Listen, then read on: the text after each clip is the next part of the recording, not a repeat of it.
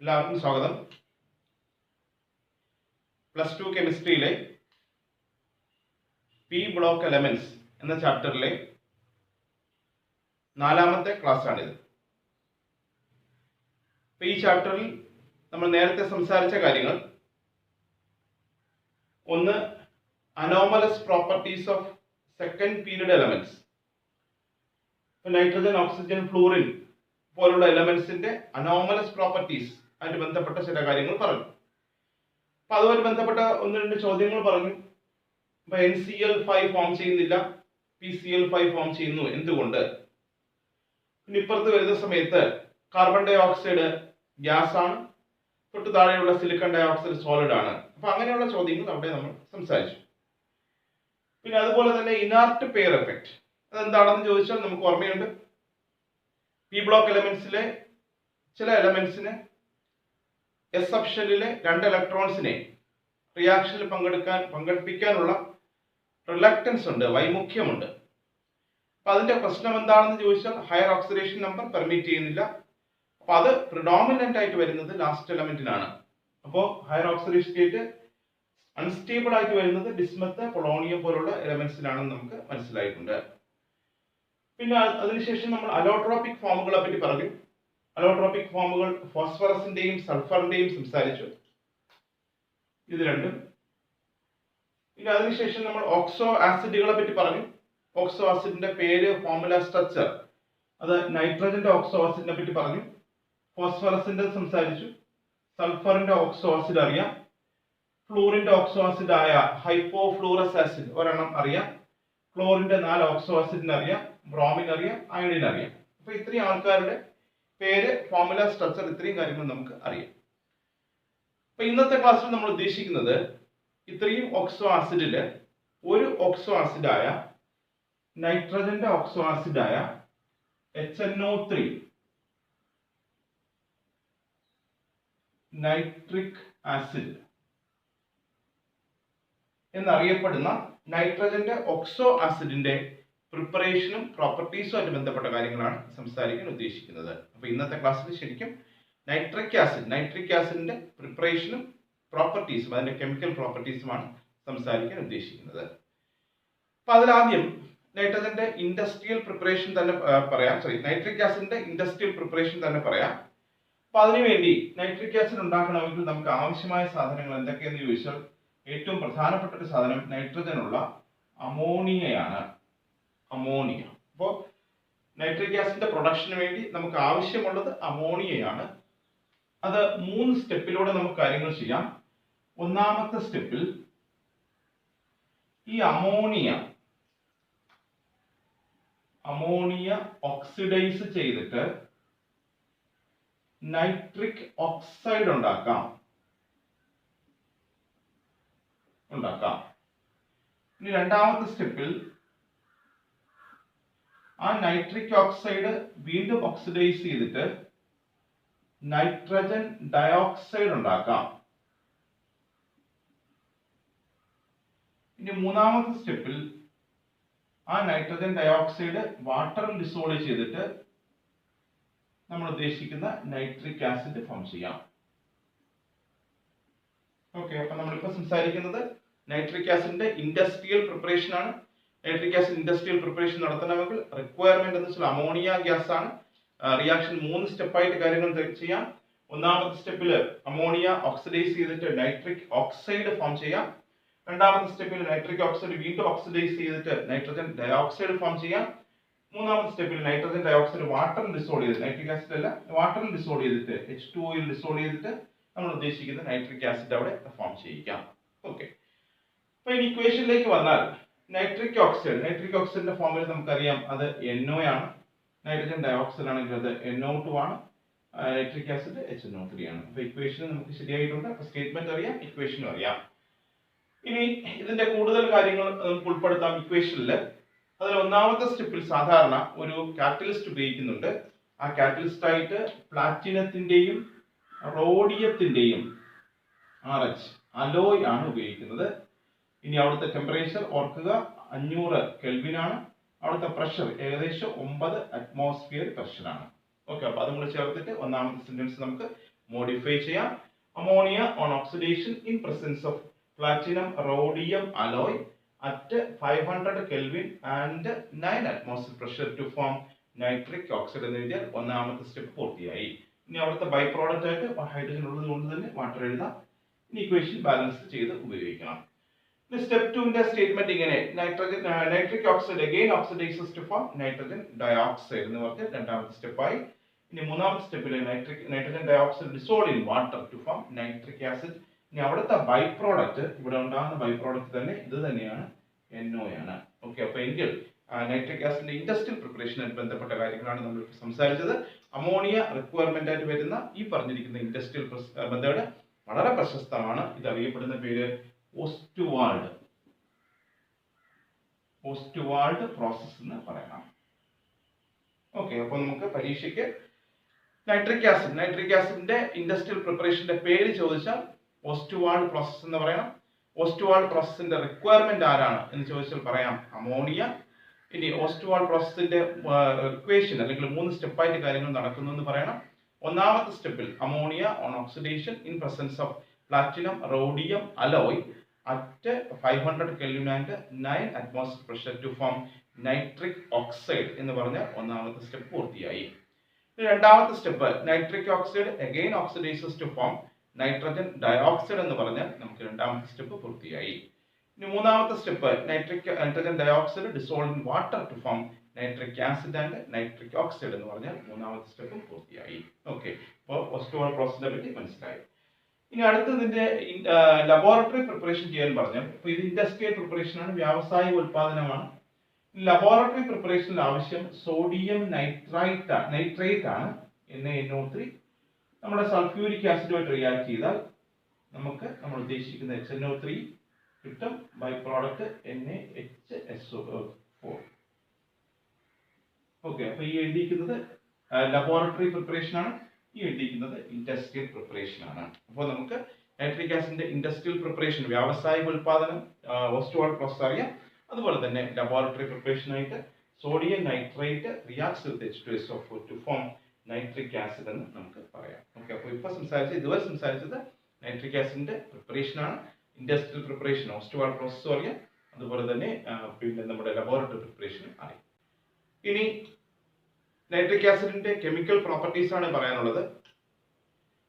ഇപ്പൊ chemical properties പറയുന്ന സമയത്ത് നൈട്രിക് ആസിഡ് എന്നുള്ളത് ഒരു ഓക്സിഡൈസിങ് ഏജന്റ് ആണ്. ആ ഓക്സിഡൈസിങ് ഏജന്റിന്റെ പ്രത്യേകത മെറ്റൽസിനെ ഓക്സിഡൈസ് ചെയ്യാൻ കഴിയുന്നുണ്ട്, അതുപോലെ തന്നെ നോൺ മെറ്റൽസിനെയും ഓക്സിഡൈസ് ചെയ്യാൻ കഴിയുന്നുണ്ട്.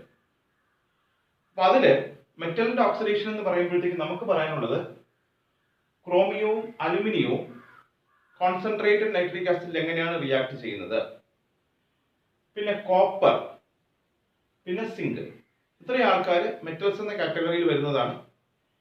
അതുപോലെ തന്നെ non metals nitric acid react ചെയ്യുന്നതിൽ അയോഡിന്റെ റിയാക്ഷൻ, സൾഫറിന്റെ റിയാക്ഷൻ, ഫോസ്ഫറസിന്റെ റിയാക്ഷൻ, പിന്നെ കാർബണിന്റെ റിയാക്ഷൻ, ഇത്രയും കാര്യങ്ങൾ നമുക്ക് പറയാനുണ്ട്. അപ്പോൾ നൈട്രിക് ആസിഡിന്റെ കെമിക്കൽ പ്രോപ്പർട്ടീസ് പറയുന്ന സമയത്ത് നൈട്രിക് ആസിഡ് എന്നുള്ളത് ഒരു ഓക്സിഡൈസിങ് ഏജന്റ് ആണ്. അതിന് മെറ്റലിന്റെ ഓക്സിഡേഷൻ കഴിവുണ്ട്, അതുപോലെ തന്നെ നോൺ മെറ്റലിന്റെ ഓക്സിഡേഷൻ കഴിവുണ്ട്. അതിന് മെറ്റലിന്റെ ഓക്സിഡേഷൻ പറയുന്ന സമയത്ത് ക്രോമിയം അലുമിനിയം തമ്മിലുള്ള റിയാക്ഷൻ ഓർമ്മിക്കുക, പിന്നെ കോപ്പറിന്റെ ഓർമ്മിക്കുക, പിന്നെ സിങ്കിന്റെ ഓർമ്മിക്കുക. ഇനി നോൺ മെറ്റൽസിന്റെ കാര്യം പറയുന്ന സമയത്ത് അയോഡിൻ, സൾഫർ, ഫോസ്ഫറസ്, കാർബൺ, ഇത്രയും ആൾക്കാരുടെ കാര്യമാണ് അവിടെ ഓർമ്മിക്കേണ്ടത്. അപ്പൊ ശരിക്കും പറഞ്ഞാൽ അത് പഠിക്കാൻ വളരെ എളുപ്പമാണ്. അപ്പൊ അതില് ആദ്യം ഈ ക്രോമിയം അലുമിനിയം പോലുള്ള ആൾക്കാരുടെ പ്രത്യേകത കാണിക്കാം. അപ്പൊ കോൺസെൻട്രേറ്റഡ് നൈട്രിക് ആസിഡ് എടുത്തിട്ടുണ്ടെങ്കിൽ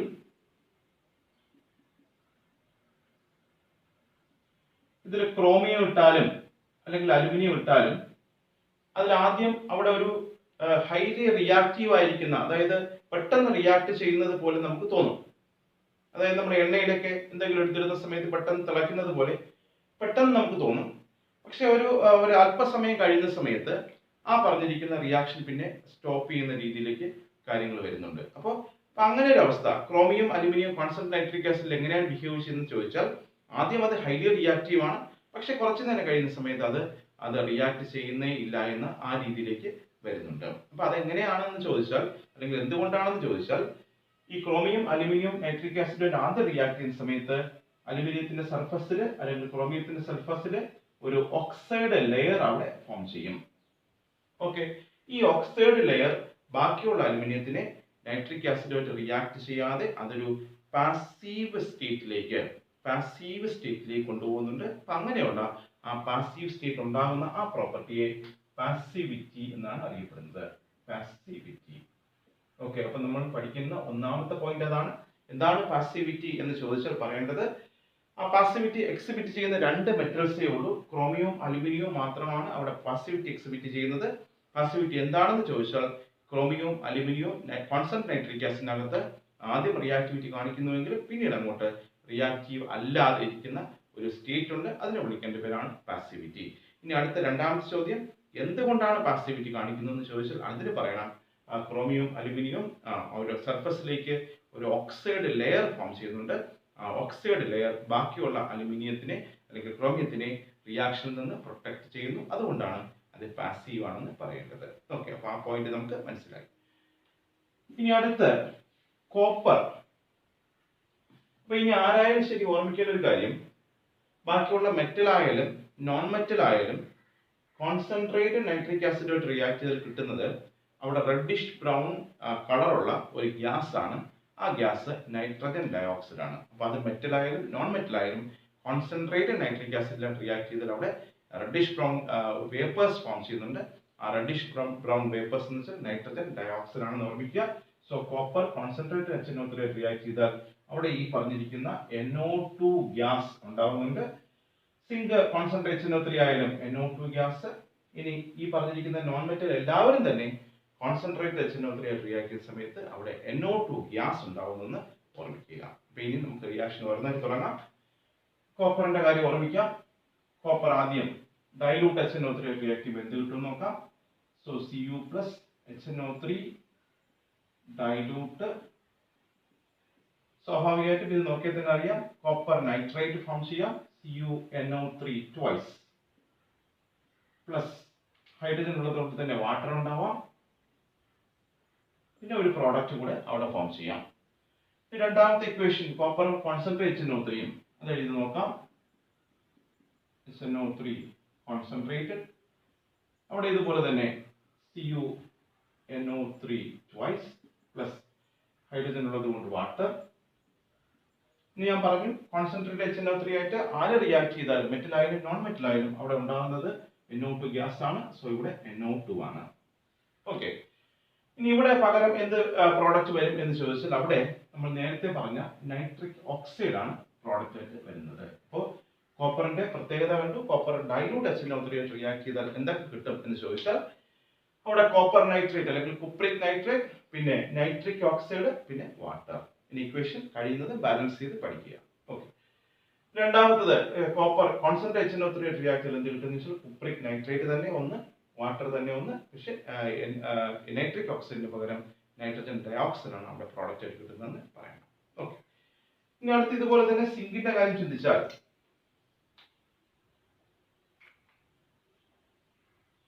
ആദ്യം സിങ്ക് ഡൈലൂട്ട് HNO3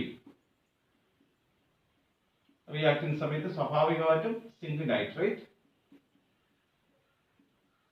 പിന്നെ നൈട്രജന്റെ ഒരു ഓക്സൈഡ്, പിന്നെ വാട്ടർ. ഇനി സിങ്ക് കോൺസെൻട്രേറ്റ് HNO3 ഇക്വേഷൻ നിങ്ങൾക്ക് തന്നെ എഴുതാൻ പറ്റും.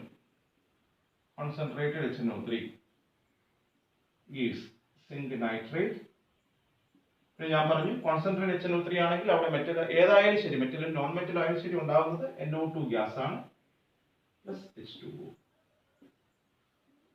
ഓക്കെ, ഇപ്പൊ ഈ ഒരു പ്രോഡക്റ്റ് കൂടെ അവിടെ പഠിക്കാനുണ്ട്. അത് വേറെ ഒന്നുമില്ല, സിങ്ക് ഡൈലൂട്ട് HNO3 റിയാക്ടറിൽ കിട്ടുന്നത് അത് NO അല്ല, പകരം N2O ആണ്. N2O വിളിക്കേണ്ടത് നൈട്രസ് ഓക്സൈഡ് എന്ന് പറയാം. ഓക്കെ, അപ്പൊ നമുക്ക് സ്റ്റേറ്റ്മെന്റുകൾ തയ്യാറാക്കാം. പ്രോപ്പർട്ടീസിൽ ഒന്നാമത്തെ പ്രോപ്പർട്ടി പാസിവിറ്റി പറഞ്ഞു കഴിഞ്ഞു. പാസിവിറ്റി ആർക്കൊക്കെ ഉള്ളതെന്ന് ചോദിച്ചാൽ ക്രോമിയത്തിനും അലുമിനിയത്തിനുമാണ്. എന്തുകൊണ്ട് പാസീവ് ആണെന്ന് ചോദിച്ചാൽ ഓക്സൈഡ് ലെയർ ഫോം ചെയ്ത കാര്യം പറഞ്ഞു. ഇനി ബാക്കിയുള്ള മെറ്റലുമായിട്ടുള്ള റിയാക്ഷൻ പറയണം. അതിൽ കോപ്പറിന്റെ കാര്യം നോക്കുന്ന സമയത്ത് കോപ്പർ ഡൈലൂട്ട് HNO3 റിയാക്ട് ചെയ്താൽ കുപ്രിക് നൈട്രേറ്റ് അല്ലെങ്കിൽ കോപ്പർ നൈട്രേറ്റും നൈട്രിക് ഓക്സൈഡും വാട്ടറും ഫോം ചെയ്യുന്നുണ്ട്. അതേസമയം കോപ്പർ കോൺസെൻട്രേറ്റ് HNO3 റിയാക്ട് ചെയ്താൽ കോപ്പർ നൈട്രേറ്റും നൈട്രജൻ ഡയോക്സൈഡും വാട്ടറും ഫോം ചെയ്യുന്നു. ഇനി സിങ്കിന്റെ കാര്യം നോക്കിയാൽ സിങ്ക് ഡൈലൂട്ട് HNO3 റിയാക്ട് ചെയ്താൽ zinc nitrate nitrous oxide water form ചെയ്യുന്നു. ഇനി സിങ്ക് കോൺസെൻട്രേറ്റ് HNO3 റിയാക്ട് ചെയ്താൽ zinc nitrate nitrogen dioxide water form ചെയ്യുന്നു. അപ്പോൾ ഇതിലൂടെ നമുക്ക് നൈട്രജന്റെ ഓക്സൈഡുകൾ ഏതൊക്കെ എന്ന് ചോദിച്ചാൽ നമുക്കൊരു ഉത്തരവുണ്ട്. ഓക്സൈഡ്സ് ഓഫ് നൈട്രജൻ എന്ന ചോദ്യം ചോദിച്ചാൽ NO വരാം, NO2 വരാം, N2 വരാം, അങ്ങനെ N2O വരാം, അങ്ങനെ മൂന്നെണ്ണം കണ്ടു. ഓക്കെ. അപ്പൊ ഇനി നോൺ മെറ്റലായിട്ട് പറയാം. നോൺ മെറ്റലിന്റെ റിയാക്ഷൻ എല്ലാം കോൺസെൻട്രേറ്റ് HNO3 ആണ്. ഓരോന്നായിട്ട് എഴുതാം. നോൺ മെറ്റൽ ആദ്യം അയഡിൻ കോൺസെൻട്രേറ്റഡ് HNO3. ഞാൻ പറഞ്ഞു പിന്നെ മെറ്റലായാലും നോൺ മെറ്റലായാലും അവിടെ നൈട്രജൻ ഡയോക്സൈഡ് ഫോം ചെയ്യുന്നു, കൂടെ വാട്ടർ. അടുത്തത് സൾഫർ കോൺസെൻട്രേറ്റ് HNO3. അവിടെ ഫോം ചെയ്യുന്നത് NO2 തന്നെ പ്ലസ് വാട്ടർ, എല്ലായിടത്തും അത് വരും. അടുത്ത phosphorus concentrate HNO3, NO2 plus water. Carbon concentrate HNO3, NO2 plus water. Okay, അപ്പൊ ഇക്വേഷൻ അത് കോമൺ ആണ്. ഇനി കൂടെ ഉണ്ടാവുന്ന പ്രോഡക്റ്റ് ഏതാണ് എന്ന് ചോദിച്ചാൽ അയോഡിൻ കോൺസെൻട്രേറ്റ് HNO3 റിയാക്ടറിൽ കിട്ടുന്നത് അയോഡിക് ആസിഡ് ആണ്. അയോഡിക് ആസിഡിന്റെ ഫോർമുല അറിയാം, HiO3. ഓക്കെ, ഒന്നാമത്തെ സ്റ്റേറ്റ്മെന്റ് റെഡി ആയിട്ടുണ്ട്. Iodine reacts with concentrate HNO3 to form iodic acid, nitrogen dioxide and water. Okay. രണ്ടാമത്തത് സൾഫർ. അപ്പൊ എന്തായിരിക്കും സൾഫർ ഉണ്ടാക്കുന്നത്? ശരിയാണ്, സൾഫ്യൂരിക് ആസിഡ് ആണ്. അപ്പൊ sulphur reacts with concentrate HNO3 to form sulphuric acid, nitrogen dioxide and water. മൂന്നാമത്തത് phosphorus reaction with concentrate HNO3 to form phosphoric acid H3PO4 plus NO2 and water. നാലാമത്തത് carbon reaction with concentrate HNO3 to form carbonic acid തന്നെയാണ്, പക്ഷെ അവിടെ carbon dioxide gas ആയിട്ടാണ് വരുന്നത്. Carbon dioxide, nitrogen dioxide and water. Okay, അപ്പൊ നമുക്ക് പിന്നെ പ്രോപ്പർട്ടീസും പഠിച്ചു കഴിഞ്ഞു. പ്രോപ്പർട്ടീസ് നമുക്ക് ഒന്നുകൂടെ നോക്കാം. അപ്പൊ നമ്മൾ ഇന്നത്തെ ക്ലാസ്സിൽ പറഞ്ഞ കാര്യങ്ങൾ ഒന്നുകൂടെ ഓർമ്മിക്കാം. ഇന്നത്തെ ക്ലാസ് നൈട്രിക് ആസിഡിന്റെ പ്രിപ്പറേഷൻ പ്രോപ്പർട്ടീസ് ആണ്. അതിൽ ആദ്യം പ്രിപ്പറേഷൻ, ഇൻഡസ്ട്രിയൽ പ്രിപ്പറേഷൻ, ഓസ്റ്റോവാൾ പ്രോസസ്സ് പറഞ്ഞു. അത് അമോണിയിൽ നിന്ന് ഉണ്ടാക്കുന്ന കാര്യമാണ്. 3 സ്റ്റെപ്പാണ്, ആ കാര്യങ്ങൾ അറിയാം. രണ്ടാമത്തെ ലബോറട്ടറി പ്രിപ്പറേഷൻ പറഞ്ഞു. അത് സോഡിയം നൈട്രേറ്റ് H2SO4 റിയാക്ട് ചെയ്യുന്ന റിയാക്ഷൻ ആണെന്ന് പറഞ്ഞു, അത് കഴിഞ്ഞു. അടുത്ത പ്രോപ്പർട്ടീസ് നോക്കുന്ന സമയത്ത് പ്രോപ്പർട്ടിയിൽ ഒന്നാമത്തത് പാസിവിറ്റിയെ പറ്റി പറഞ്ഞു. പാസിവിറ്റി ക്രോമിയത്തിനും അലുമിനിയത്തിനാണ്. ഓക്സൈഡ് ലെയറിന്റെ കാര്യം ഓർമ്മിക്കുക.